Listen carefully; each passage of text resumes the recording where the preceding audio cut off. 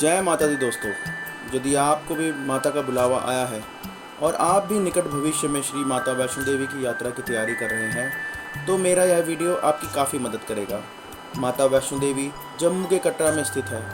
कटरा जम्मू के बाकी हिस्सों से हवाई रेल तथा सड़क मार्ग से अच्छी तरह से जुड़ा हुआ है। इंडियन एयरलाइंस तथा अन्य एयरलाइंस जम्मू के लिए दैनिक उड़ानें संचालित करते हैं।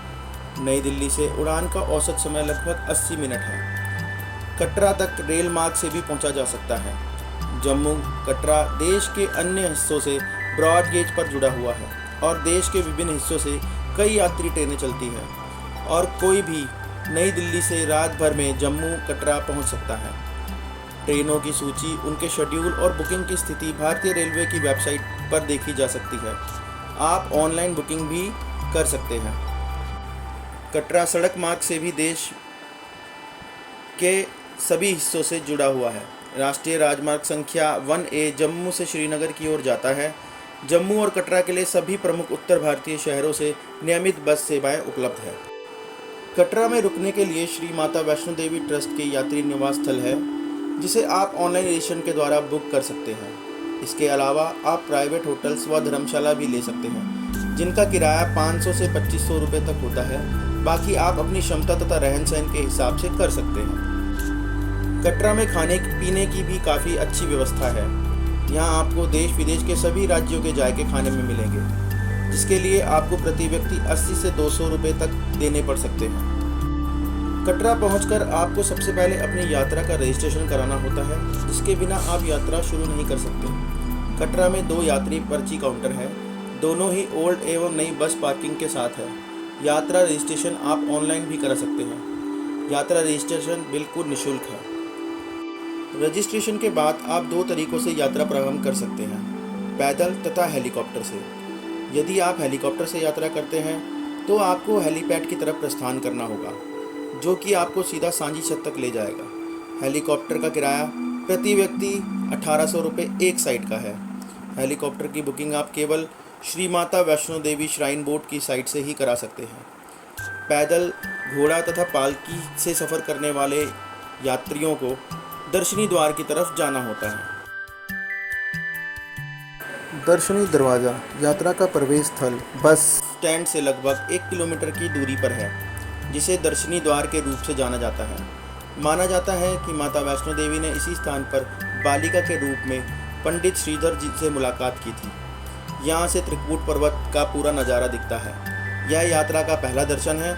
यहाँ तक पहुँचने के लिए यात्रीगण ऑटो आदि का उपयोग कर सकते हैं, जिसके लिए आपको प्रति व्यक्ति 50 रुपये देने पड़ते हैं। दर्शनी द्वार में आपका यात्रा रजिस्ट्रेशन तथा सुरक्षा जांच करी जाती है तथा इसके पश्चात आप अपने यात्रा का शुभारंभ कर सकते हैं। पुलिस चेक पोस्ट और यात्रा पर्ची चेक पोस्ट के बाद तीर्थ यात्री एक छोटे से पुल पर पहुंचते हैं, जिसके नीचे बाणगंगा बहती है, जो माता के चमत्कारों से जुड़ी पौराणिक नदी है। नदी में पूरे वर्ष पानी रहता है। सामान्य हिंदू परंपराओं के तहत भक्त आगे बढ़ने से पहले इसमें स्नान करना पसंद करते हैं। इच्छुक यात्री यहाँ से पोनी या पालकी कर सकते हैं, जिसके लिए यात्रियों को 800 से 3500 रुपये तक का किराया देना होता है। बाणगंगा से आगे चलने पर आप माँ की चरण पादुका के दर्शन कर सकते हैं। भक्तगण माँ का स्मरण करते हुए तथा त्रिकूट पर्वत का मनोरम नज़ारा लेते हुए आगे की यात्रा आरंभ करते हैं। अर्धकुमारी यात्रा का आधा रास्ता है, क्योंकि यह लगभग 6 किलोमीटर की दूरी पर स्थित है। पवित्र गुफा अब लगभग 6 किलोमीटर दूर है। अर्धकुमारी यात्रा के सबसे महत्वपूर्ण दर्शनों में से एक है, जो पवित्र गुफा के मुख्य दर्शन के बाद दूसरे स्थान पर आती है। यहाँ पर यात्रियों के आराम गृह, जलपान तथा मेडिकल संबंधी सभी सुविधाएं हैं। यदि आप चाहें तो यहाँ से आगे यात्रा इलेक्ट्रिक गाड़ियों की सहायता से भी कर सकते हैं, जिसका किराया प्रति व्यक्ति 100 रुपये है। दोस्तों, यात्रा पथ पर आपको रेस्टोरेंट, भोजन, गर्म और ठंडे पेय पदार्थ सहित मेडिकल और ऑक्सीजन सिलेंडर आदि की संपूर्ण व्यवस्था मिलेगी। सांझी छत वैष्णो भवन से 2.5 किलोमीटर पहले पड़ने वाला एक छोटा पठार है। यह स्थान तीर्थयात्रियों के लिए एक सुखद पड़ाव है, क्योंकि इसके बाद यात्रा की कठिन चढ़ाई का अंत हो जाता है। यहाँ हेलीपैड भी है। हेलीकॉप्टर से सफ़र कर रहे यात्री भी यहीं से अपने आगे की यात्रा पोनी, पालकी या पैदल शुरू करते हैं। यात्रा का अंतिम गंतव्य माता का भवन है। पवित्र गुफा के अंदर देवी ने खुद को पवित्र पिंडियों के रूप में प्रकट किया है, जो माता को उनके तीनों रूप महाकाली, महालक्ष्मी और माता सरस्वती में प्रकट करती है। एक तीर्थयात्री वास्तव में वहां पहुंचने से लगभग 1.5 किलोमीटर पहले भवन की पहली झलक प्राप्त कर सकता है। पवित्र भवन के प्रथम दर्शन से अचानक ऊर्जा का संचार होता है। लगभग वहां पहुंचने का एहसास भक्तों को अतिरिक्त जोश और भक्ति से भर देता है।